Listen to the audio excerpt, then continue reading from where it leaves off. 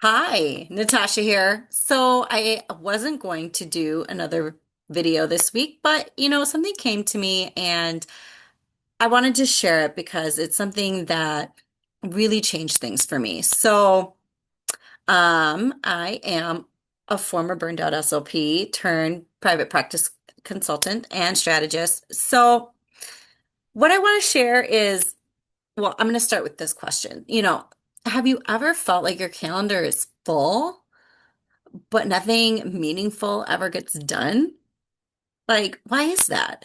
So the problem might not be with the workload or like all the blocks on your calendar per se, but it might be when you are planning to do the work. As we know, there's different kinds of work and different levels of energy that it would take. So today I want to, talk a little bit about planning around your energy, not just your schedule. Because a lot of people don't account for when they're at their best, per se, like when they have the most energy and when to schedule according to that. So it'll help you not only reclaim hours in your day, but also get more work done without burning yourself out. So for me, I have many examples, but I'm just going to share one, which is when I used to plan, I would plan logically. Okay. But for me, it was still full. So I would stack back-to-back tasks based on what made sense. Like this fits here, this fits here. And it made sense on paper. So when I would do that, I would feel incredibly exhausted and always behind. So let's just take documentation, for instance. So I tried different approaches, like I would just see client after client, boom, boom, boom. And then I would bulk document, you know, at 3 o'clock in the afternoon after seeing like say six clients, right? Or I would try something else, which would be I would just like kind of like write little notes as I was seeing clients, like to help me remember to do things. And then wouldn't schedule any time to document and I just do it on the fly. And then I was just piecemealing at that point and nothing was scheduled. And my notes were really like not super fantastic and I was running out of the door. So once discovered that when I aligned my schedule with my energy, that's really what changed it for me. So I want to talk about just like the natural rhythms of energy, right? So we have times where we are kind of at our best, where we feel like our brain can perform the best. And that for most people, not everyone, but most people is between like 9 o'clock in the morning and noon. And then that is when we should be scheduling, or it would be most beneficial to schedule deep focus time. So that would be things like, strategic planning or, big bulk tasks that have like several steps. Now, lower energy tasks, let's just say, are like the post lunch slump, right? So mostly between like 2 and 4 p.m.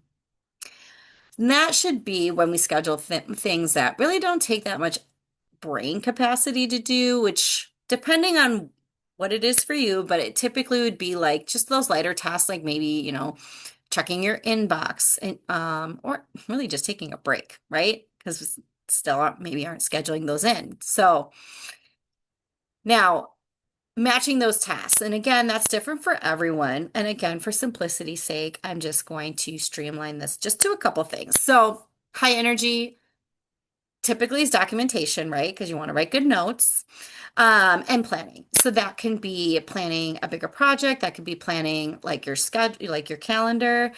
The lower stuff, yeah, again, is your email inbox and running errands. So let's like, big picture, let's look at, outside of your business or your practice or work. Um, when are you scheduling your errands? Are you scheduling them in the morning?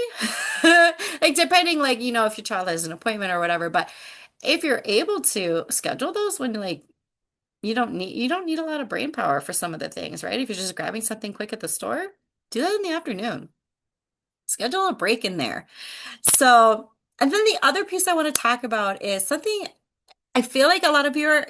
familiar with, but it's worth talking about, which it plays into energy and planning, kind of the theme of what I've been talking about over the last few weeks, which is Parkinson's law. And if you're not familiar, that is what I'm going to define it first. So it is work that expands to fill the time allotted.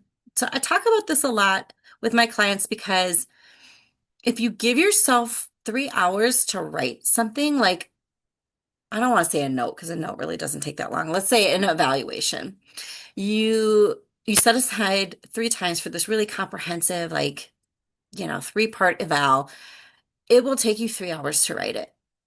So a way to kind of approach this would be to one of many, is to set like a block time for it or a deadline. It can be a timer. It could be, you can try different things that work for you, but say instead of 3 hours, you set aside 45 minutes and you're like, I'm going to write this eval in 45 minutes.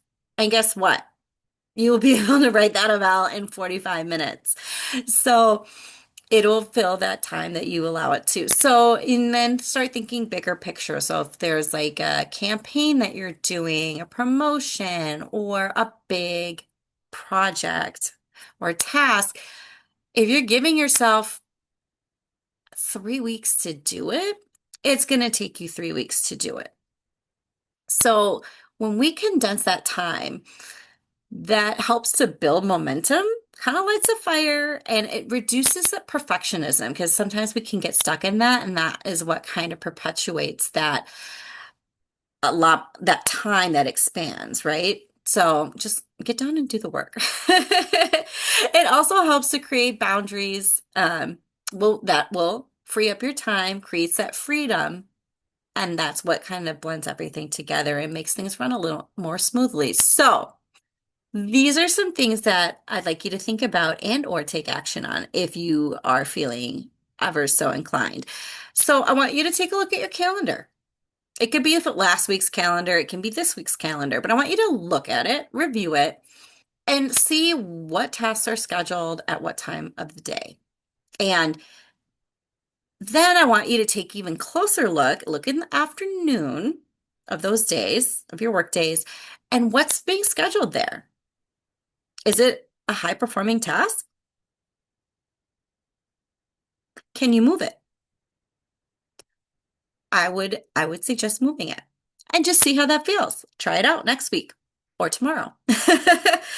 But taking a look and move one task that is in that lower energy slot in the afternoon and move it into the high. Of course, you might feel like you're playing Tetris a little bit, but give it a try and see how it feels. Because you might find that if you've been scheduling kind of, those recurring slots of things, whether it's documentation, meetings, what have you, in certain slots, try it somewhere else. If you're checking your emails first thing in the morning, is that necessary? I mean, for time sensitive things, if you're expecting something and it needs to be done that day, absolutely. Change when you check your emails. Allot time to check your email and give yourself a cap on that time. Because again, think about Parkinson's law, right? If you don't set a time, you could be just in your email for an hour, and that's an hour you could have been doing something else.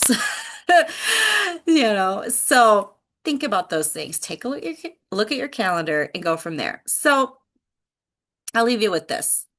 So if your current planning style is, leaving you drained, whether that's how you're planning or when you're planning what you're planning week by week, then it's, then there's something else that we can be doing and there's a better way to do it. So again, I wasn't going to do this, so I've kind of been all over the place, but I felt like I really wanted to share this because these two pieces are critical when we look at just the whole scheme of planning.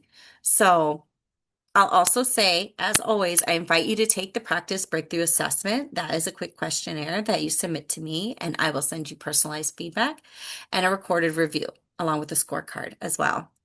And I'm going to help you figure out exactly where your time and energy are leaking and how to take that time back. So you can send me a message. I'll send you the link. And until then, I'll see you next time.